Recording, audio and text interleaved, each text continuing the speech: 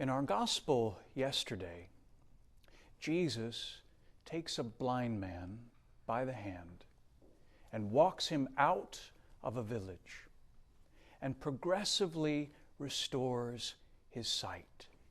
He opens his eyes little by little until the man can see clearly.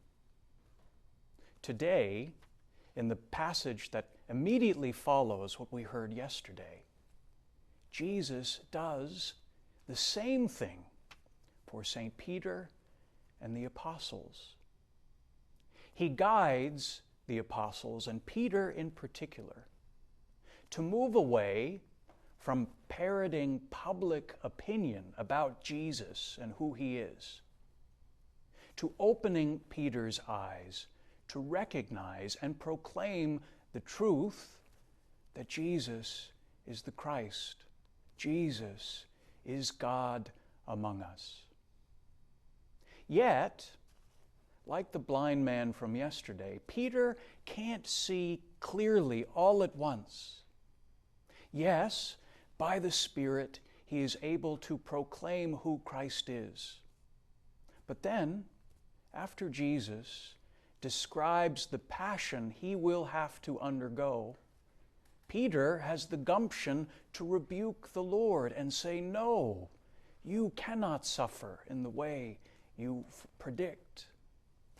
Peter can't yet fully see the meaning of the Lord's coming passion. He doesn't yet understand how Christ will save us and the world. His eyes, like the eyes of the blind man, have to be opened even wider to see beyond the surface of things, to see the truth of who Jesus is and the meaning of his mission.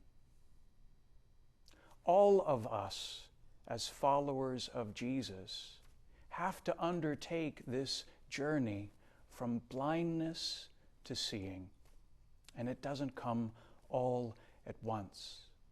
Day by day, the Lord has to open our eyes a little more so that we can rise above public opinion and see and proclaim the truth of the gospel. Having the eyes of faith means that we do not rest on the surface of things. We see deeper. When we see the cross, we do not see a defeat. We see the beginning of a victory, the beginning of the resurrection. This vision of faith transforms our lives, and it changes the way we interact with others.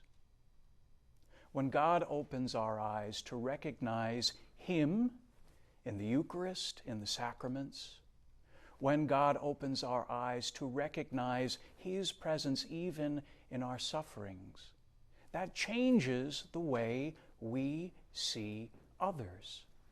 And St. James, in our first reading, describes that new vision. When the world sees a poor person, the world writes that person off as a loser, as an addict, as someone who's troubled, who's messed up. But the eyes of faith, seeing beyond the surface of things, behold the presence of Jesus, the presence of our God in that suffering person.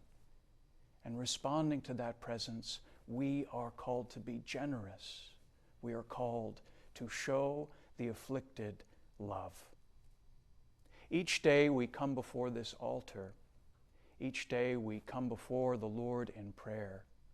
We are invited to have our eyes opened a little more, to behold the Lord who is so close to us, to ask for that grace not to settle for the surface appearance of things, but to go deeper, where our God is present, where our God is waiting for us to recognize Him and to love Him all the more.